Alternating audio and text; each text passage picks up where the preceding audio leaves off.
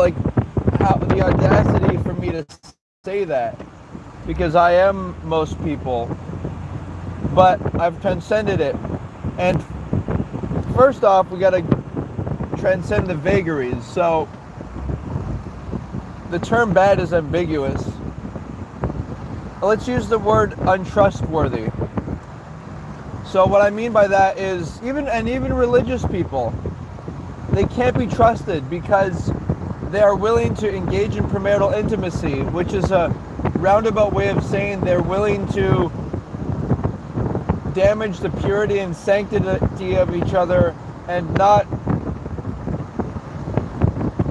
be cognizant of the fact that they're being intimate with their future, their brothers, with each other's future spouses, with their brothers' future wives, with their future sister's future husbands, everything, the whole thing. The whole thing is unloving, and so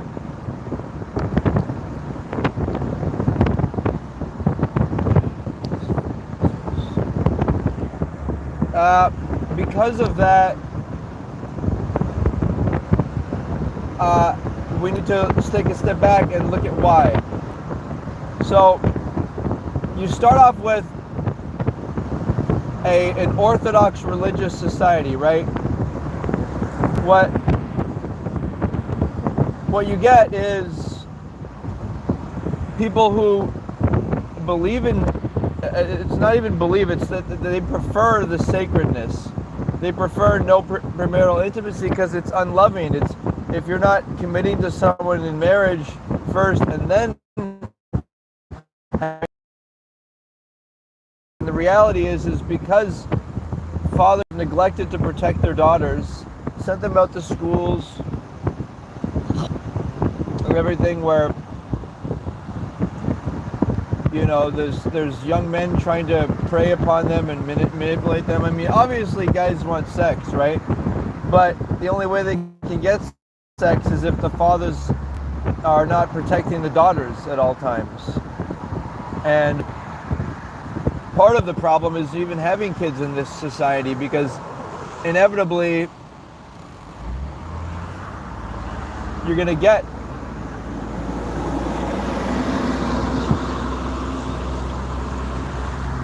people seducing each other.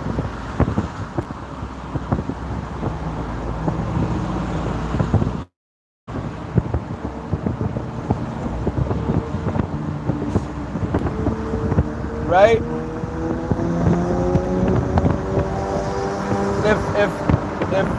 If the older people, and what have the older people done? Well, they've messed up their relationships too. Like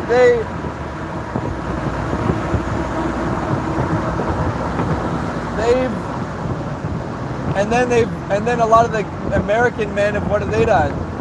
Or the older men who have money, they've done multiple things. They've not they've spoiled their kids because they're emotionally weak and they needed their kids to be their friends, and therefore they've not taught their kids how to be responsible and independent, and that's made the younger men weak, and therefore the younger men are not competent, and therefore the older men, they use their competence and money to seduce and have sex with younger women and marry younger women. It's a disturbing trend, and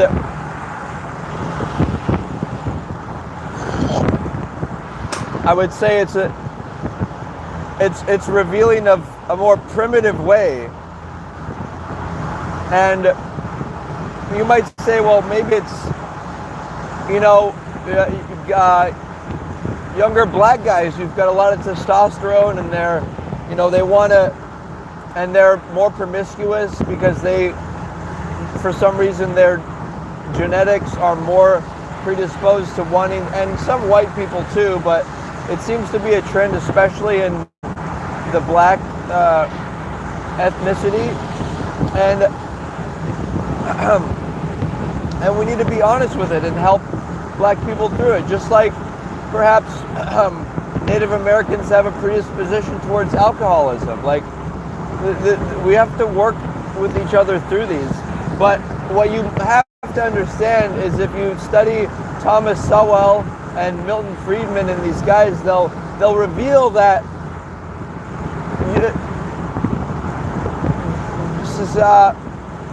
it's not because of slavery or oppression that black people are failing in marriages.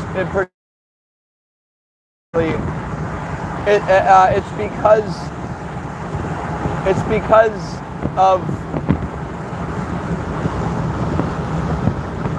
because of the welfare system, which encourages women to have casual sex and not want a husband, and the actual racists in government, be they white or probably white racist older men, what they've done is they've pushed the welfare system into black communities to make it look like they're helping them, but it's really made the women are emotional thinkers. They don't think very carefully. They don't think long term. They don't think of the legacy of their sons and daughters. In fact, women hate each other. Women hate other women. They're always competitive with each other. The mothers resent the daughters because the daughters get more attention from men, older men and younger men. Like, it's a whole convoluted thing.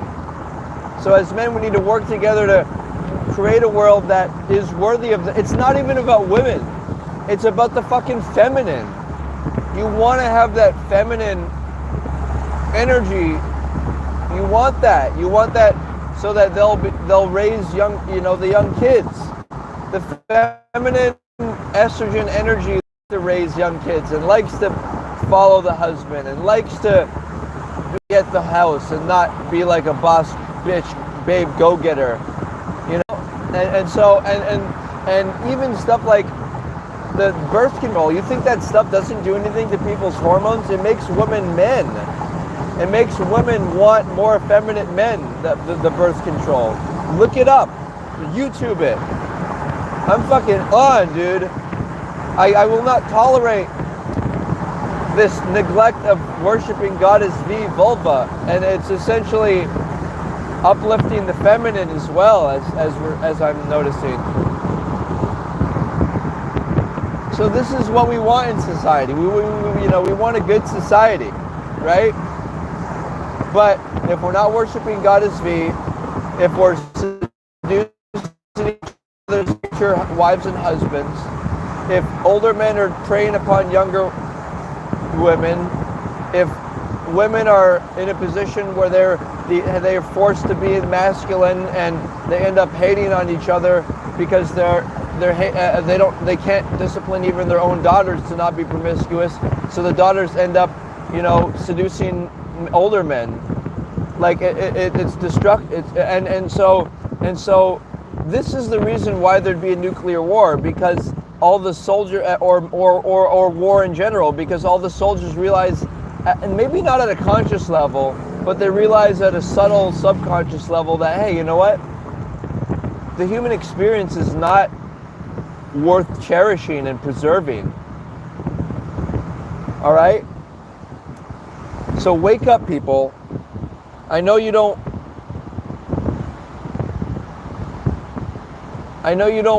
may not want war, and you may not want the end of the species, but the reality is the species will destroy itself if we don't recognize these truths, which ironically were already established by Orthodox religions. People understood these things. What makes a person Orthodox, right? It's that they avoid premarital intimacy. It's not that they practice or pray more, which may contribute to it. Part of the problem with Orthodox religions is it's more about do this, otherwise, you'll go to hell. When in fact it should instead be do this because it's constructive for society. So maybe in the past, the intellectuals of previous eras decided that the only way we can control the masses and not make them have sex and destroy the family unit is if we put the fear of God in them and the fear of a potential hell. But that's, people understand that that's not true. It's not a real thing. But it doesn't mean that all aspects of religion were not useful to creating a stable society. Look, there's my one viewer, fuckers. Yeah, one viewer in this bitch. Viewer, make it, maybe they don't even have a YouTube channel. Make a YouTube channel and comment. I'd like to hear from you what you think. Because I'm really good with YouTube chat and live. I thrive with this format. I watch the comments. I challenge people. They challenge me. We make jokes. We make little, it's real. Because you watching right now, you are real. Just as real as me. In fact, maybe I'm living more authentically than you, but that's only because I can afford to. And it's not that I have high living expenses. I just have found a way to live in a Spartan, simple way that allows me to do things like philosophize and try to work on society. Poor people can't do that. Poor people have to work on themselves, right? So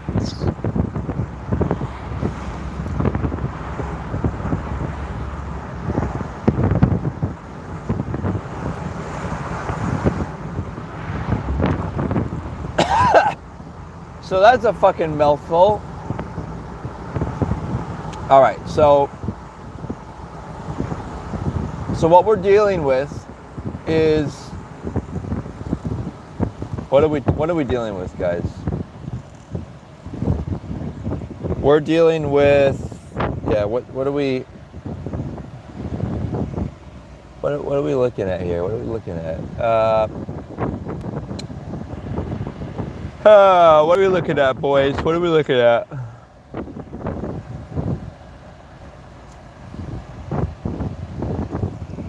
We're looking at the original title, People Are Bad. Most people are bad. And even though it may not seem overtly like they're bad, because they don't seem bad, but their approach and the way they treat their children and the way they try to, if they're adults, they still try to be submissive to their parents when they shouldn't be labeling people parents, because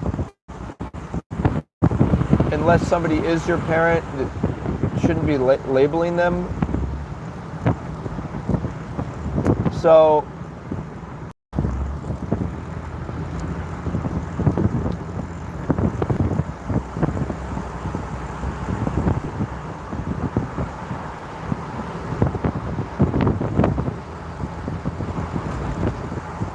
another thing is that you might question, well, me, let's say even if I have a decent, could potentially have a wife and children, if I could, then would I? And the answer is no.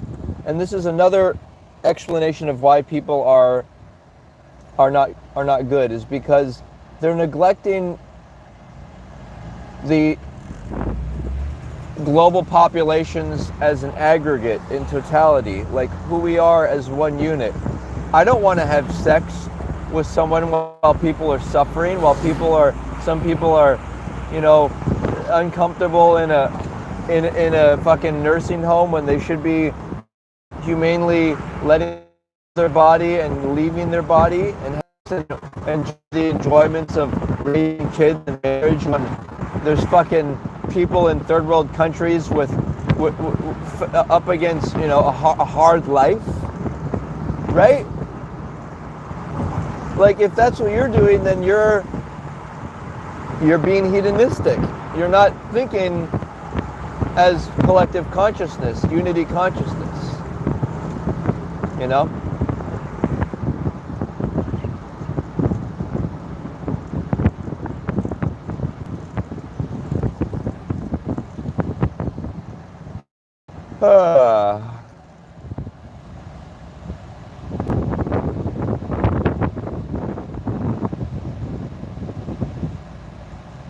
But I want you to be well. I want you to live well and live rich, you know, live big. But guys, the only way you can do it is if you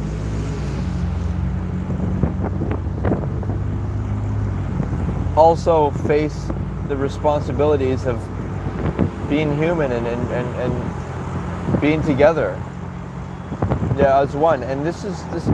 I don't want this to delineate into, oh, you know, this hippie consciousness of, you know, everyone's all one. Because what else do hippies do? They engage in risky behaviors, and they don't think long term, and they are very hedonistic, and they can't be. You can't trust a hippie man around your woman. He might seduce. He might try to have sex with her. And you know what? I've actually seen it happen. So it's all hippie free love. Oh, you know, don't get married. That's you know, the patriarchy. Destructive. It's unloving. And the fucking other thing, I think it's bad that people are all into pets. Because guess what pets are? They're not fucking humans. Well, literally and figuratively. Why would you want to help a creature that's before helping humans? And why would you want a dirty, you know, the reason dogs have parasitic worms and they give them to humans is because dogs are scavengers. They eat stuff that has parasites in them. Fuck. So it is bad and wrong and impractical and unloving and untrusting for people to be all into their pets. Matter of fact, a lot of these dogs are scary. Kids are scared of them because I've been bitten by a dog. People get bitten by dogs. They create ruckus in neighborhoods by barking. They litter the streets with their own dirt, feces. They can bite, and they have an intimidating, jaunting presence. So, you know, if people are bad, then what's the opposite of bad? Let's look into that now. So what does a good person look like? You know? A good person looks like somebody who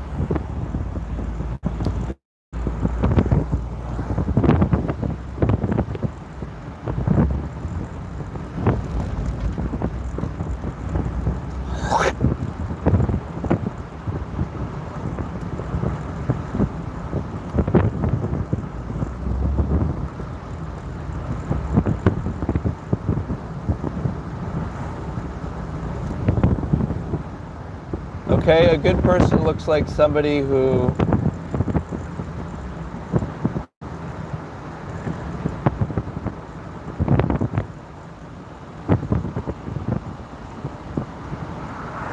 did what? Who doesn't seduce other people to have sex with them. Because what's more important, sex or marriage? That's such an easy one just to describe. Most people say sex. And if they don't say it overtly, they say it with their actions. So, you know, guys, I gotta sign off. Oh, fucking Zach, you nigga Zach, nigga. We were total agreement on dogs. Yeah. Hey, fucking Zach, check out this channel, my favorite anti-dog channel. It's called It's called I Hate Dogs. I think that's what the channel's called. It's such a fun one. In any case, I'm feeling good. The guy is very articulate. He's an articulate black guy, Zach. But yeah, I gotta sign off. I gotta fucking. I'll probably jump back on the radio waves soon here. But I gotta get in a dump truck and dump it. So I gotta park this nigga that I'm driving right now. And another thing, all this fucking Democrat crap, dude, about fucking, oh, you know, people identifying as, oh, because I'm, you know, a black or a minority or whatever. You know, we have to identify as competent. And if you look at people like Candace Owens, see, some people won't even listen to me. Some black people get offended when I use the word nigga in raps, but that's like, they should be glad I'm using it, because I'm participating in their culture. You know, I'm what more of a compliment is it than the compliment to fucking, you know, what's the word? Mimic. When you mimic someone's culture. Yeah, Zach, I'll be in soon, dude. But to mimic someone's culture, that's the ultimate compliment. All right, so let's go off here. Oh, Zachy. Wise. All right, so let's talk soon. Signing out for now.